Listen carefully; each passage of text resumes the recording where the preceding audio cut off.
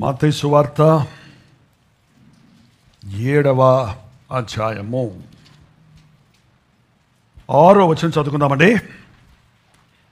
పరిశుద్ధమైనది కుక్కలకు పెట్టకుడి, మీ ముత్యములను పందుల ఎదుట వేయకుడి. వేసిన ఎడల అవి ఒకవేళ వాటిని కాళ్ళతో తొక్కి మీ మీద పడి మిమ్మును చీల్చివేయును. పరిశుద్ధమైన దానిని ఎవరికి పెట్టొద్దన్నాడు? ఎందుకు? కుక్క స్పెషల్ ఏంటి? కుక్క స్పెషల్ ఏంటండి?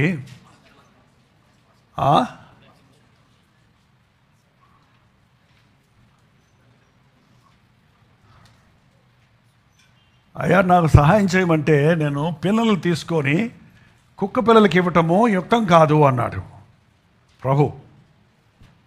ఏంటండి అంటే నేను కుక్కనా అనలేదు. ఏ స్త్రీ? కానాను స్త్రీ. ఏంటండి గొల్యాతును ఎదుర్కోవడానికి దావీదు చిన్న వడిసెలు కర్ర పట్టుకొని వెళ్తుంటే, కర్ర పట్టుకొని నా దగ్గరకు వస్తున్నావు, నేను కుక్కనా? కుక్క మంచిదే, కానీ తోక పట్టుకున్నావా? దాటిపోయే కుక్క చెవు పట్టుకొని చూడు, తన్ను మాలిన జగడం చేసేవాడు అలా ఉంటాడని. పరిశుద్ధమైన దాన్ని కుక్కలకు పెట్టకండి. ఇక్కడ దేవుడు చెప్పే మాట, ఏ మనిషిని ఆయన కుక్క అంటం లేదు, పంది అంటం లేదు. మీరు కూడా ఎప్పుడు కోపం వచ్చినా సరే కుక్క, పంది, గాడిద, ఎద్దు అని తిట్టకండి. ఏంటండి, కుక్క బుద్ధులు ఉంటాయి కొంతమందికి. కాబట్టి కుక్క బుద్ధులు, పంది బుద్ధులు.